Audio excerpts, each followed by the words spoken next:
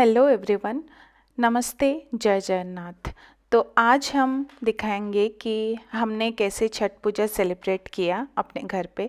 तो बेसिकली मैं उड़ीसा से हूँ और मेरे हस्बैंड बिहार से बिलोंग करते हैं, मिथिला एरिया से। तो इसीलिए हम लोग छठ पूजा सेलिब्रेट किए अपने घर पे। तो हम यहाँ पे दिखाएंगे कि मेरे ससुराल में हम लोग कैसे सेलिब्रेट किए। तो चलिए शुरू करते हैं। तो जो लोग बिहार से बिलोंग नहीं करते हैं उन लोगों को शायद छठ पूजा के बारे में इतना नॉलेज ना हो।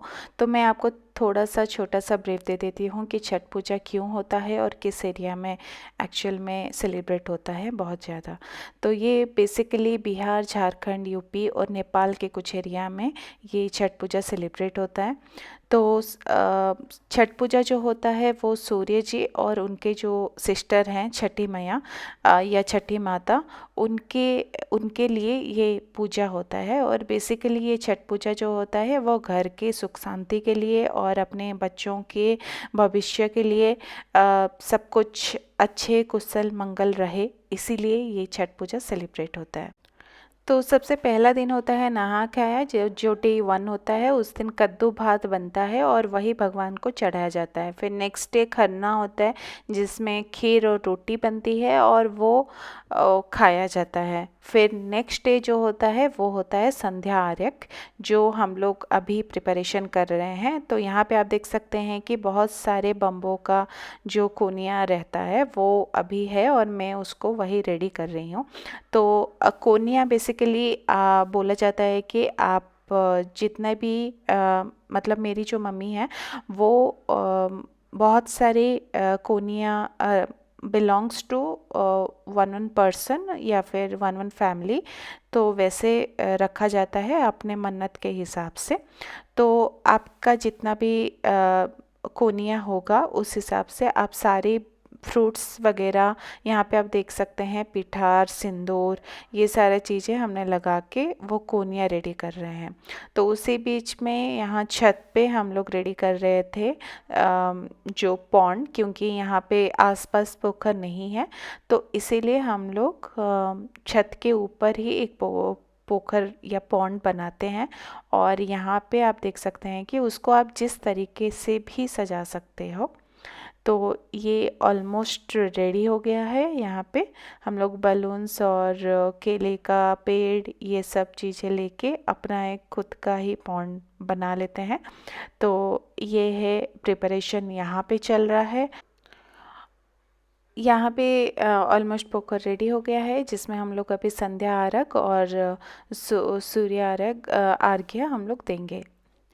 तो ये हो गया यहाँ का प्रिपरेशन और उसके बाद वहाँ पे कोनिया का प्रिपरेशन भी पूरा हो गया है। यहाँ पे आप देख सकते हैं फ्रूट्स, वेजिटेबल्स, नारियल, जो जो चीज़ें डाला जाता है और अपना जो ठेकुआ, जो प्रसाद हम लोग रेडी किए थे तो वो भी, तो वो सारी चीज़ें आप यहाँ पे रेडी करके अपना सारा कोनिया रेडी हो गया है।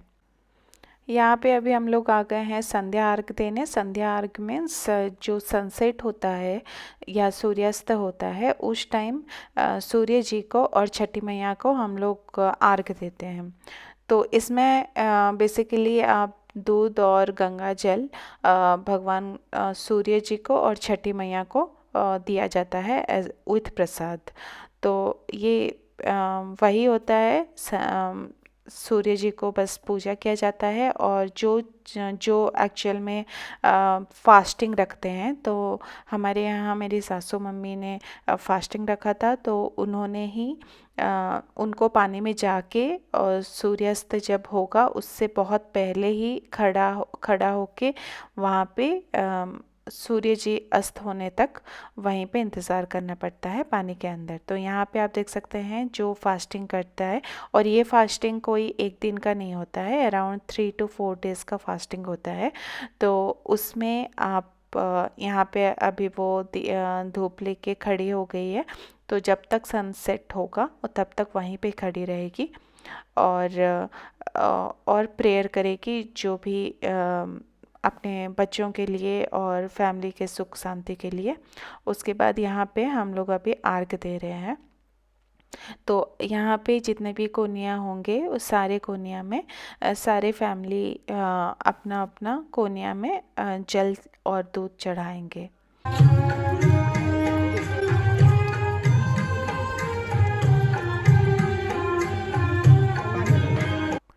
तो यहाँ पे ऑलमोस्ट सबका अर्घ्य दे दिए हैं और अभी उसके बाद जब सनसेट हो गया है तो अभी हम लोग यहाँ से जा रहे हैं और फिर मिलते हैं मॉर्निंग में। तो अर्ली मॉर्निंग हो गया है, अभी देख सकते हैं सुबह के अराउंड 4 या 5 बजा था उस टाइम।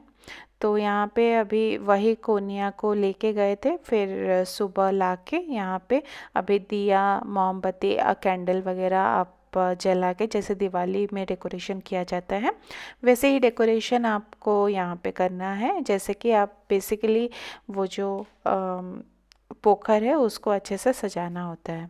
उसके बाद यहाँ पे हम लोग कुछ पटाखे वगैरह भी फोड़े, तो ये भी फटाया जाता है। तो अभी बस वही सब चल रहा है, पटाखे वगैरह फोड़ना है और जब सूर्य उदय का वेट किया जा रहा है। तो जब सूर्य उदय हो जाएगा उससे पहले हम लोगों को पानी में जाना होता है और वही पानी में खड़े होना पड़ता है बहुत देर जब तक सूर्योदय नहीं होता है कम्प्लीटली, और फिर सूर्य जी को अर्घ्य दिया जाता है। यहाँ पे आप देख सकते हैं कि मम्मी पापा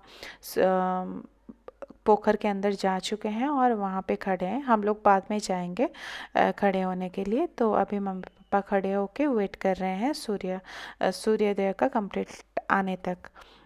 तो यहाँ पे बाकी सब कोई ऐसे ही बैठे रहते हैं और वेट करते हैं कि कब तक सूर्य जी आएंगे।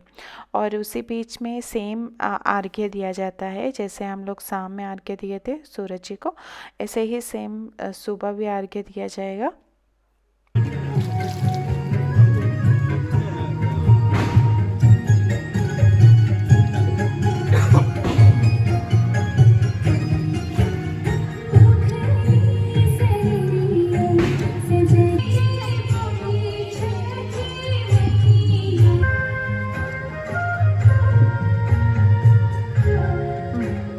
अब जाइए।